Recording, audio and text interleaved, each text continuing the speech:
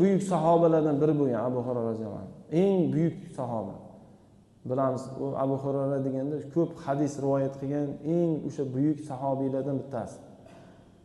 Payg'ambarimiz sollallohu alayhi vasallam yuzlarini burib gaplashmagan ekanlar-da.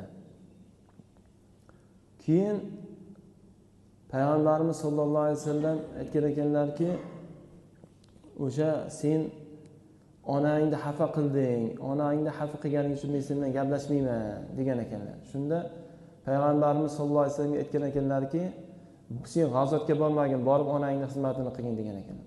Allohga qasamki degan ekan Abu Hurayra, onamni toki o'sha joni uzilmaydigan bo'lsa, umrini beradigan bo'lsa, umrini oxirigacha xizmatini qilaman deb, toki umrlarini oxirigacha g'azotga chiqmasdan turib, urushga chiqmasdan turib xizmatlarni qilgan ekanlar. Undan keyin dunyodan o'tganlaridan keyin o'sha urushga, g'azotga chiqqan ekanlar. O'shangacha xizmatida bo'lgan ekan.